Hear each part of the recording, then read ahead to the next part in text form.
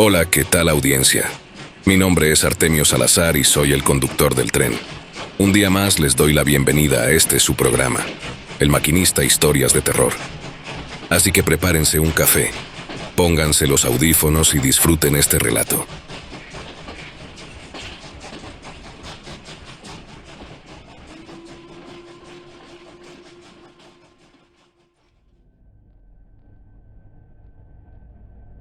Me llamo Jonás Pacheco y en 1986 yo era el jefe de la policía de un pueblo chico al sur de México, de esos donde todo mundo se conoce y cualquier chisme corre más rápido que el aire.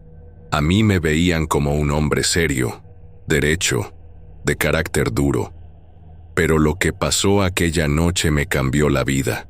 No lo ando contando por gusto ni para quedar como valiente.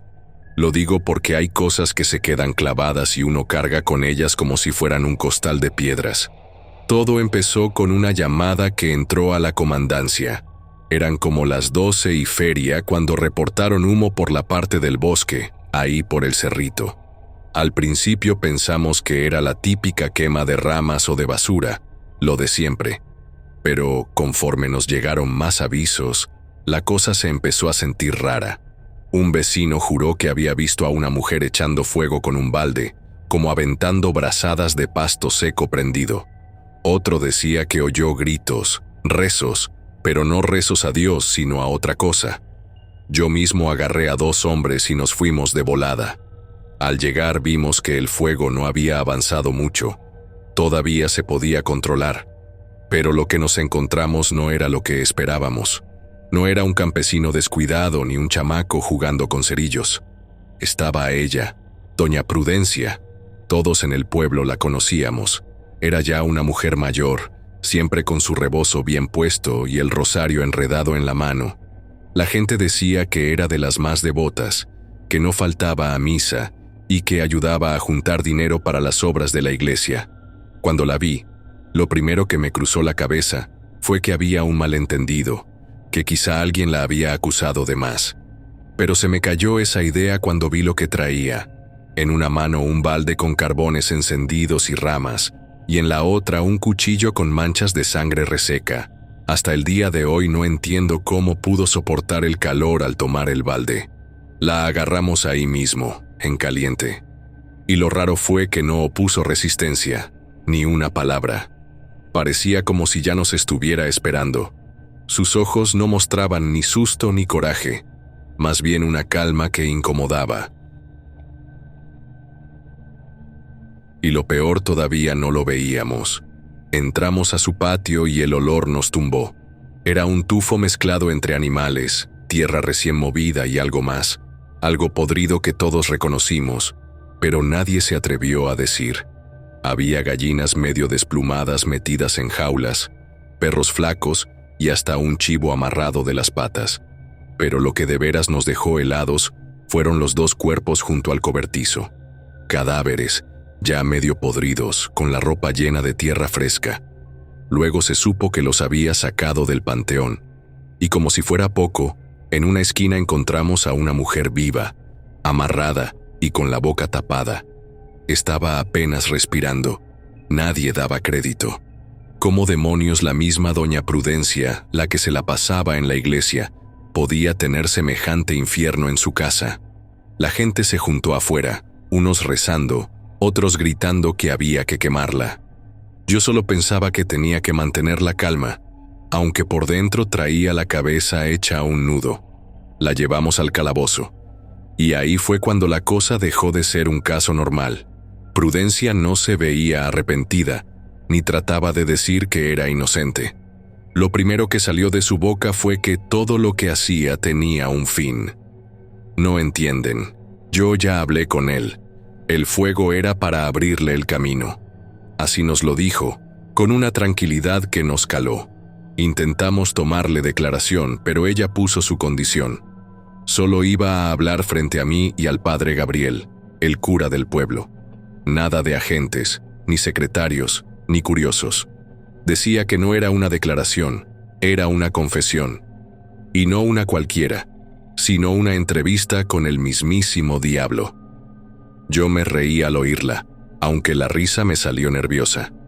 Y es que, a decir verdad, me empezó a entrar un miedo que nunca había sentido. No hablaba como una vieja loca ni como una fanática exaltada. Hablaba con firmeza, como alguien que de veras cree que estuvo frente a alguien o frente a algo. Y aunque yo no soy un hombre muy creyente, confieso que por un momento lo dudé.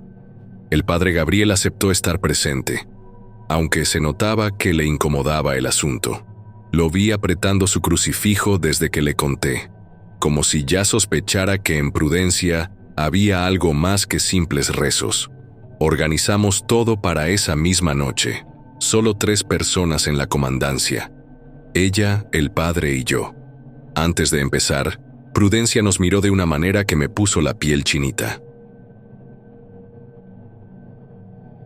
Era una mezcla de lástima y de burla, como si ya supiera lo que nos iba a pasar con lo que nos contaría.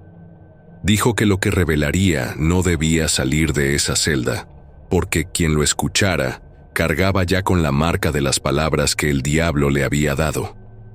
Yo siempre fui hombre de temple, pero esa noche me temblaban las manos, no solo por lo que fuera a decirnos, sino por lo que ya habíamos visto en su casa: los animales destazados, los muertos sacados de sus tumbas, la mujer amarrada. Todo eso era real, no invento. Y si lo real estaba ahí, ¿qué nos aseguraba que lo otro, lo que ella afirmaba, no tuviera algo de cierto? El padre Gabriel no soltaba el crucifijo, y yo sudaba frío, aunque afuera el aire era fresco. Muchos dirán que son cuentos, que era una vieja loca, pero yo sigo sin dormir tranquilo desde aquella noche, porque hay miradas que uno nunca olvida, y la de doña Prudencia se me quedó marcada. No era la mirada de una desquiciada, era la de alguien que sabía algo que ninguno de nosotros debió escuchar jamás. Esa noche en la celda, mientras nos sentábamos frente a ella, doña Prudencia empezó a hablar de lo que la había llevado hasta ese punto. No fue fácil escucharla. Sus palabras venían cargadas de dolor, de rabia y de algo que no lograba definir. Nos contó que hacía semanas había perdido a su hija, Onelia.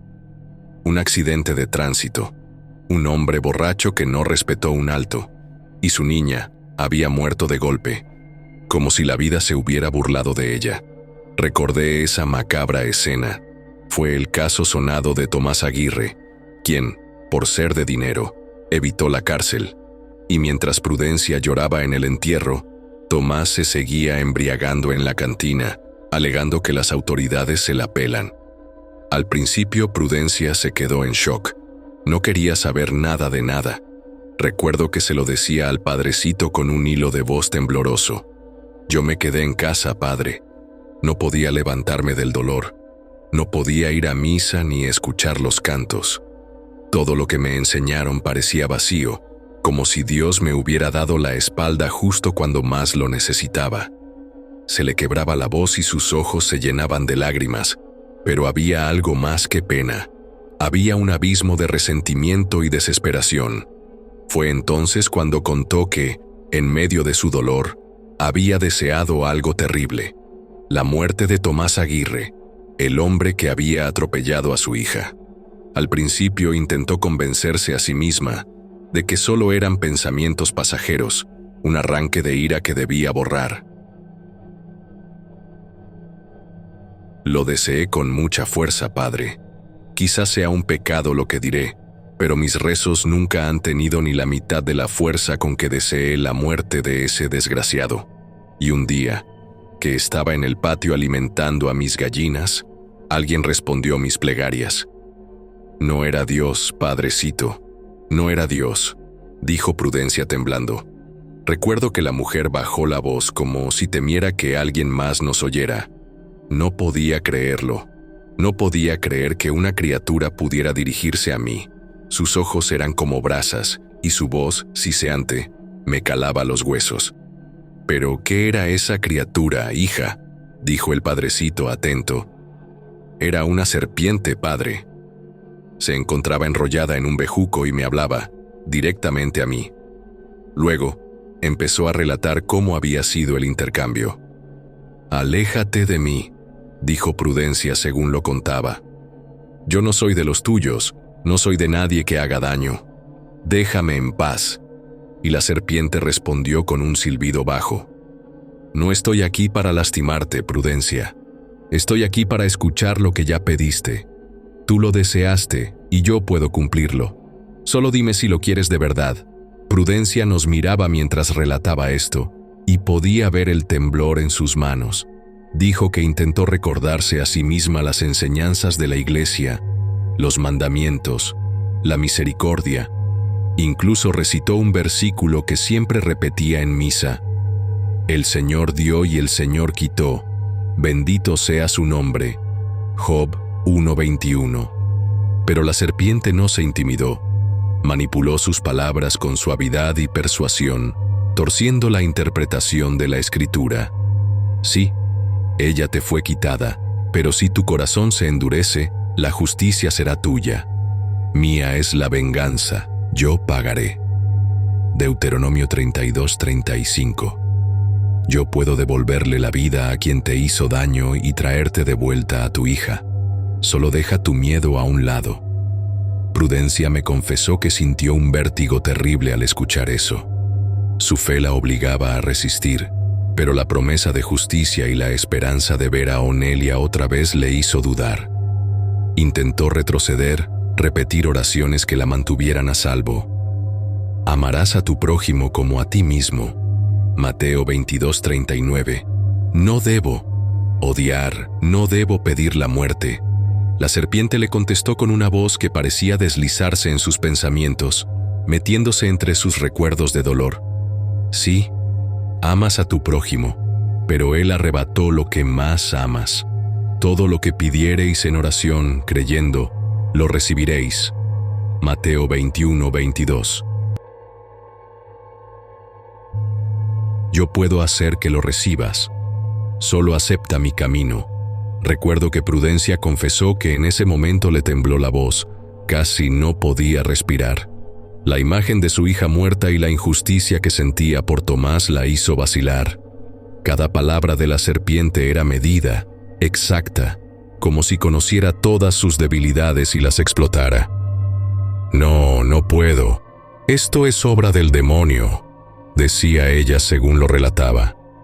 El Señor me enseñó a resistir, no a sucumbir al mal. Yo no soy el mal, Prudencia. Soy la oportunidad. El que pierda su vida por mí la salvará. Mateo 10:39. Tu vida ya está perdida si no tomas lo que te ofrezco. Tu hija puede volver, y él puede pagar. La señora dijo que se quedó paralizada, como atrapada entre su devoción y la promesa que la serpiente le hacía.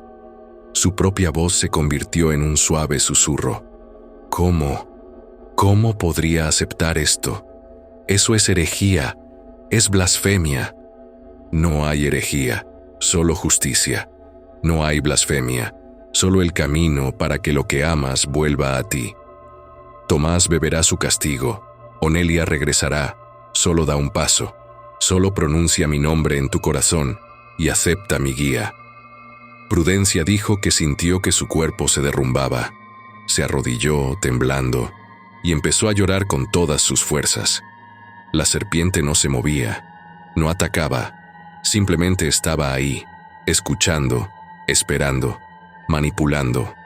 Su dolor y su fe se enfrentaban a algo que parecía lógico y real, la posibilidad de recuperar a su hija y hacer justicia por ella.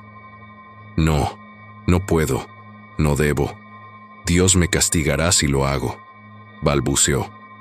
Dios te ha dado la espalda, Prudencia. ¿Quién más puede responder por tu dolor? Mira hacia mí y verás lo que Él no puede darte. Yo puedo darle fin a tu sufrimiento, puedo traer justicia, puedo traer a tu hija de vuelta, dijo la serpiente, y, según Prudencia, sus palabras tenían una paz que la empujaba poco a poco. Poco a poco, Prudencia admitió que el miedo y el dolor la estaban venciendo. Su resistencia no desapareció de golpe, pero empezó a ceder, atrapada entre lo que sabía que debía hacer y lo que su corazón desesperado le pedía. Está bien, yo acepto, pero solo si mi hija puede volver. Según nos confesó, ese fue el momento en que el cambio ocurrió. La serpiente había logrado plantar la semilla. La fe de Prudencia, su conocimiento de la Biblia y sus principios estaban siendo retorcidos por alguien o algo que conocía sus puntos débiles. No era un simple deseo, era una entrega consciente, un pacto silencioso entre el dolor de una madre y la voz que le ofrecía todo lo que había perdido. El padre Gabriel estaba sentado a mi lado, sostenía el crucifijo con fuerza y no decía nada. Solamente le caían las lágrimas. Yo sentía un frío en los huesos que no se me quitó en días. Esa noche entendí que no estaba frente a una mujer común, ni frente a un crimen cualquiera. Estaba frente a alguien que había sido tentada por el mal con la promesa de justicia y de lo que más amaba, y que había cedido, al menos en parte. El padre Gabriel respiró hondo, intentando acercarse a Prudencia con palabras de consuelo, como quien enciende una vela en la oscuridad para que el miedo no se apodere de la habitación. «Hija mía», dijo con voz firme pero suave, «Dios hace todo por algo. Lo que duele, lo que perdemos, tiene un propósito. No permitas que la sombra del mal te arrastre. El maligno solo es oportunista. Él no te traerá consuelo ni justicia, solo te hará daño. No le sigas el juego, Prudencia. La fe es más fuerte que cualquier voz que te engañe». Prudencia me miró, y en lugar de amedrentarse, esbozó una sonrisa tranquila que me erizó la piel. Luego, se dirigió al padre con una calma que parecía desafiar el tiempo y el espacio. «No, padre, Dios no me escucha. El maligno sí, y yo estoy con quien está conmigo». Sentí la tensión en el aire. La fe de ella y la convicción de él se encontraban en polos opuestos. Y yo, como policía, estaba allí para documentar cada palabra, cada gesto, aunque no entendiera del todo lo que estaba sucediendo. Intervine con voz firme, dejando claro que era mi deber registrar lo que pasara. «Señora Prudencia, necesito que continúe. Cada palabra, cada detalle es importante para el procedimiento». Ella asintió sin alterarse. Contó que esa noche, después de hablar con la serpiente, no sucumbió del todo. Rezó hasta que sus manos le dolieron y sus labios se secaron, intentando mantener la conexión con Dios, aunque la sombra del deseo de venganza la rondaba. Pero al anochecer del día siguiente, la curiosidad la venció. Se acercó al mismo lugar donde había visto a la serpiente, habló hacia las ramas y la corteza, pero no obtuvo respuesta. Frunció el ceño y sintió que había abandonado algo que no debía. Lloró. Confesó que sentía que le estaba fallando a Dios, y ese sentimiento la quebró. Fue entonces que, al pasar cerca de su establo, algo inesperado ocurrió. Uno de sus machos cabríos la miró fijamente, y una voz gutural, baja y temblorosa, surgió de entre los balidos. «No llores por abandonar la fe hacia alguien que desde hace mucho te abandonó. Dame de beber 2 gotas de tu sangre y entenderé que quieres recuperar a tu hija y consumar tu venganza». Prudencia tembló, pero su desesperación era más fuerte que la incredulidad. Buscó unas tijeras y, con mano vacilante, se rasgó la yema de un dedo. Las gotas de sangre cayeron sobre la lengua del macho cabrío, que las recibió con un extraño placer que helaba la sangre, según lo dicho por ella. La criatura, con ojos brillantes y fijos, susurró: «La primera muestra de mi poder la tendrás mañana. Ahora, ve a dormir, hija mía, dormir». Esa noche, Prudencia apenas cerró los ojos, como si la vigilia la mantuviera a salvo de aquello que había despertado. Al amanecer, mientras yo me acomodaba en la comandancia, recibí un mensaje que aún me hace retorcer el estómago. Habían entrado a la casa de don Tomás Aguirre. Al parecer, los ladrones no solo buscaban dinero, lo encontraron, sí, pero el destino que lo esperaba era mucho más cruel. Tomás yacía en el suelo de su sala, con un tiro de gracia en la frente. Nadie vio a los responsables, nadie escuchó pasos ni gritos, y la policía no halló indicios claros de cómo había ocurrido. Lo que más me impactó, lo confieso, no fue el hecho de que hubiera muerto, sino que las circunstancias parecían tener un eco de aquella noche en la que Prudencia hablaba con lo imposible. Todo encajaba con la manera en que nos había contado la promesa de la criatura en el establo.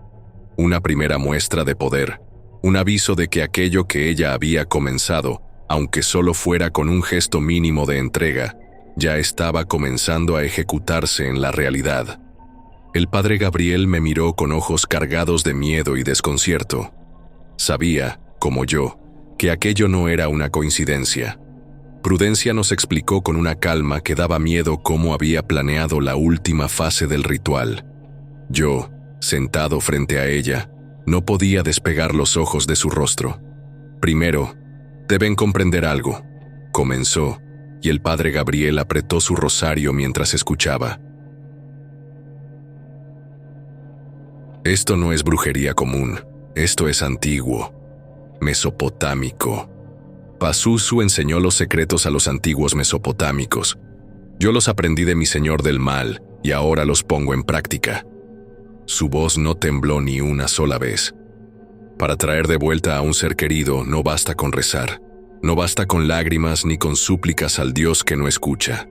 Se necesita un cadáver, un canal, un sacrificio y un demonio hambriento que coma de él. La claridad con la que relataba el procedimiento me aterraba. El primero, la víctima que se perdió, mencionó, refiriéndose a su hija, Onelia. Este sirve para abrir el camino, para que el demonio reconozca lo que debe devolver. Luego habló del segundo cadáver que encontramos en su patio. Dijo que se trataba de su esposo, quien había fallecido hacía ya varios años, y explicó que era un seguro. En caso de que el primer ritual con su hija Onelia saliera bien, el ritual podía replicarse, y así conseguiría de nuevo a toda su familia. Nos contó que ya había secuestrado a la hija de Tomás Aguirre. Esa joven sería la que alimentaría al demonio hambriento. No puede ser cualquier persona, dijo Prudencia con una convicción escalofriante. Debe ser alguien que esté vivo, puro en cuerpo y voluntad, aunque no en alma. Alguien que pueda ser devorado por el demonio, sin que éste lo vomite antes de pasarlo al cuerpo de mi bella Oni, dijo casi sonriendo. El ritual, según lo explicó, comenzaba con cánticos de invocación que ella había memorizado de las palabras del macho cabrío. Se canta con fuerza, con deseo ardiente, y el demonio llega hambriento al canal, preparado para devorar todo a su paso, aunque el canal aún no está conmigo, pero será el hijo menor de Tomás. ¡Qué bella venganza! Devorará a su hermana, y nadie podrá detenerlo, ni yo misma. No puedes detenerlo ni dudar. Si lo haces, devorará incluso a quien lo convocó. Su mirada, mientras relataba esto, estaba fija en el padre Gabriel, y parecía medir su miedo. Después venía la parte más horrible, el sacrificio. La hija de Tomás debía ser alimentada al demonio que moraba en el cuerpo de su hermanito. Prudencia describió cómo se debía colocar a la víctima, cómo cantar los nombres antiguos y cómo ofrecer su sangre para abrir el canal. Una vez que el demonio ha comido, se vuelve insaciable y entonces debe dársele de comer al cadáver de Mioni. Entre la sangre y la carne también se encuentra el espíritu. Así, ella regresará, dijo con voz firme. El demonio vomita lo que devoró, y de allí puede nacer el ser que deseas revivir. Yo sentí un frío que me recorrió la columna. El padre Gabriel santiguó a la mujer sin que pasara nada. Prudencia nos explicó cómo ella ya había hecho los preparativos, y así fue tal como encontramos todo. La hija de Tomás estaba en la habitación trasera. El cadáver de Onelia había sido colocado según las instrucciones, y el esposo había sido exhumado para replicar el ritual si era efectivo. Solo faltaba secuestrar al canal. Cada detalle era un mapa de horror que nos hacía temblar. Esa noche, después de todo lo que habíamos escuchado, el padre y yo decidimos que la entrevista tenía que continuar al día siguiente. Prudencia nos había dicho que había algo más, algo terrible que el diablo le había pedido y que necesitaba confesarnos. Insistía en que no podía esperar, pero tampoco podía contarlo en ese momento. A la mañana siguiente, una llamada me despertó antes de que sonara la alarma, y el teléfono se me cayó de las manos del susto. Era el celador del calabozo donde estaba Prudencia. Su voz temblaba, llena de miedo. Había encontrado un tirón en el vestido de Prudencia, colgando de uno de los barrotes de la celda. Cuando llegué, entendí de inmediato lo que había pasado. Prudencia se había ido por la puerta falsa. Había terminado con ella misma en el calabozo, dejando atrás toda la tensión, la obsesión y la oscuridad que la consumían. Desde ese día, las noches se volvieron un tormento constante. Mis sueños estaban llenos de ecos de su voz, del siseo de la serpiente, del llanto de los cuerpos que ella había manipulado. Cada sombra parecía moverse con intención, y el silencio estaba cargado de amenaza. El padre Gabriel tampoco volvió a ser el mismo. Lo vi varias veces después, y siempre llevaba en su rostro la misma inquietud de aquella noche. Con el tiempo, supe que decidió abandonar la iglesia. Hablaba de presencias que lo perseguían, de algo que no podía quitarse de encima. Nunca volví a saber de él. Estaba claro que aquel episodio lo había marcado para siempre. Yo, por mi parte, sigo cargando con la duda más grande de todas. ¿Cuál era ese último sacrificio que Prudencia quería confesarnos? ¿Qué fue lo que la hizo no hacerlo? Lo que la llevó a tomar la decisión más extrema. Me persigue la idea de si era algo que el mismo diablo le había exigido, o si su desesperación por recuperar a Onelia la cegó hasta el punto de perderse a sí misma. Cada vez que cierro los ojos, la imagen del barrote y su vestido, en la celda, me aparece con claridad, como un mal presagio que no se borra. Y todavía hoy, más de 30 años después, me sigo preguntando si algún día sabré la verdad de lo que quería confesarnos.